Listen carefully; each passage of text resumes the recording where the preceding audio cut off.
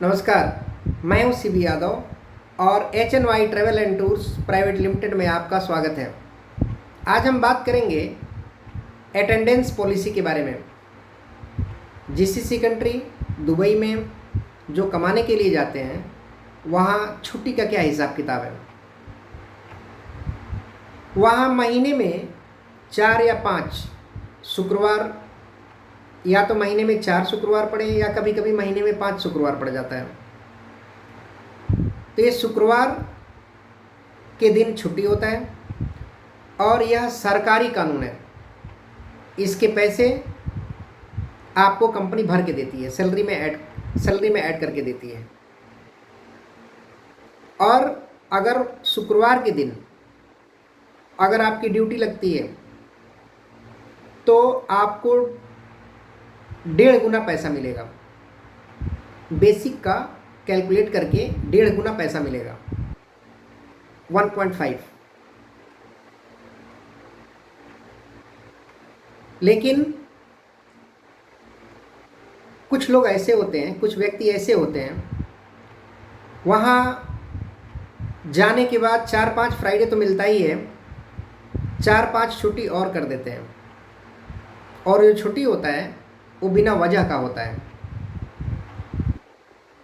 आप लोगों को मालूम होगा कि कंपनी में जब सारे आदमी साइट पर चले जाते हैं सुबह में, तो कैंप का जो कैंप बॉस होते हैं वो एक रिपोर्ट बनाते हैं। वो ये चेक किया जाता है कि कैंप में कौन कौन आदमी है, और वो आदमी अगर कैंप में है तो उसका कारण क्या है, रीज़न क्या है, वो नोट किया जाता है। और वो नोट करके डेली कंपनी में भेजा जाता है, कंपनी के HR को भेजा जाता है। और कंपनी उसको महीने में टोटल करके रिपोर्ट बनाती है। अगर पता चला कि महीने में आपका 4 या 5 छुट्टी है और वो भी बिना कारण, बिना परमिशन का, बिना अप्रूवल का, तो फिर कंपनी आपको लीगल एक्शन लेती है, वार्निंग लेटर इशू कर देती है। ये वार्निंग लेटर एक तरह का दंड होता है, पनिशमेंट होता है। वार्निंग लेटर एक इशू करेगी और फिर वॉच करेगी, आपको मॉनिटर करेगी कि आप सुधर जाएं। फिर भी अगर प्रभाव नहीं है, सुधरने को तैयार नहीं है, तो एक और वार्निंग लेटर देती है, जिसको वार्निंग लेटर दूसरा बोलते हैं। फिर तीसरा वार्निंग लेटर देती है। और कभी कभी क्या होता है कि वार्निंग लेटर के साथ में सैलरी भी काट लिया जाता है। उसके बाद भी अगर आप में सुधार नहीं आया और आपने अगर छुट्टी कर दिया फ्राइडे के एक दिन पहले, शुक्रवार के एक दिन पहले, तो एक दिन पहले का सैलरी तो आपको मिलेगा ही नहीं, क्योंकि बिना वजह किए हैं। शुक्रवार की भी सैलरी नहीं मिलेगी। कोई कंपनी ऐसी कर देती है, क्योंकि अगर आप छुट्टी लिए हैं मेडिकल से रिलेटेड तो नो प्रॉब्लम, सैलरी भर के मिलता है। परमिशन होना चाहिए। और सबसे बड़ी बात यह है, बिना वजह छुट्टी का, मैं आपको बता दूं, बहुत सारे लोगों को नहीं मालूम होगा इसके बारे में। जो लीव सैलरी होता है, जो साल में एक बार मिलता है, ये छुट्टी उसमें से घटा दिया जाता है, उसमें से पैसे काट लिए जाते हैं। जो बोनस होता है उस पर भी प्रभाव पड़ता है, उसमें बोनस में से भी पैसे काट लिए जाते हैं। अब बोनस, जैसे मान लीजिए आपने किसी कंपनी में 10 साल काम किए, 10 साल के बाद आप फाइनल रिजाइन दे रहे हैं, आपको नहीं काम करना है कंपनी में, तो कंपनी आपको बोनस कैलकुलेट करती है।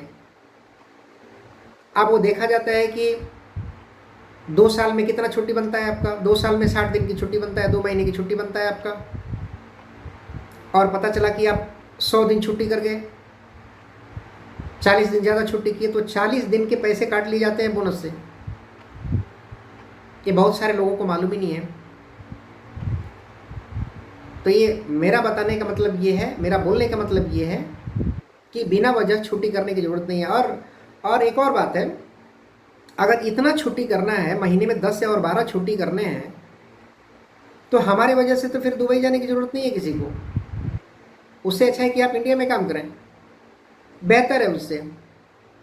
क्योंकि माँ बाप के पैसे लेकर के जा रहे हैं, इतना पैसे भर के जा रहे हैं, और जाने के बाद वहाँ काम नहीं करेंगे, सुबह में 5 बजे नहीं उठेंगे, डेडिकेटेड नहीं है, हार्ड वर्किंग नहीं है, कोई टारगेट लेकर के काम नहीं करने गए हैं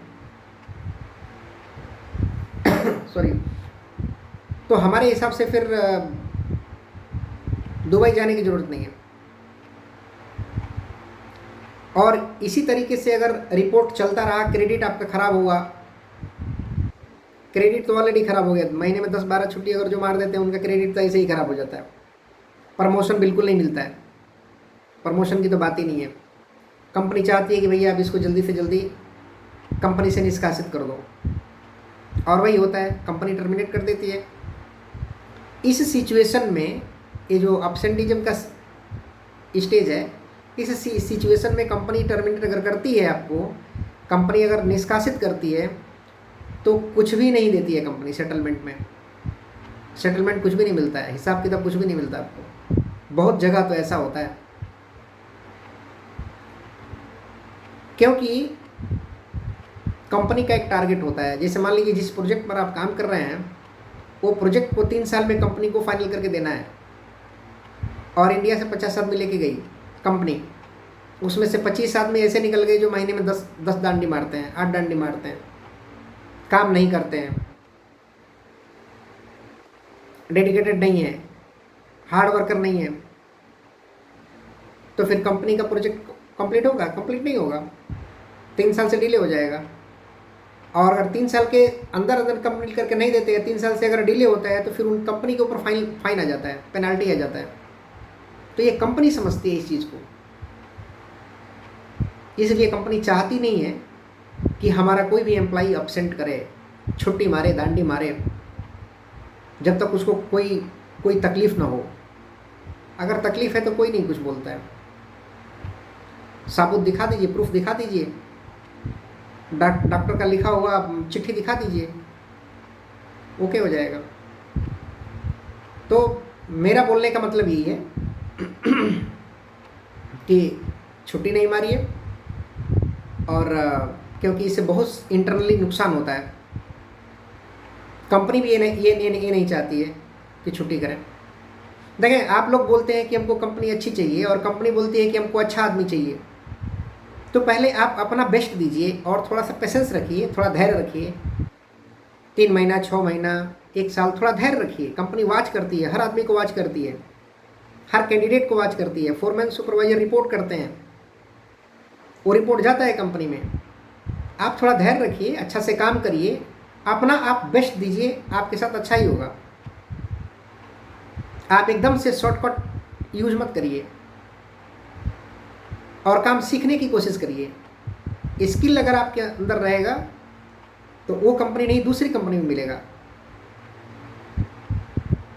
तो यही इस वीडियो में यही बताना था मुझे। मिलते हैं नेक्स्ट वीडियो में, तब तक के लिए धन्यवाद।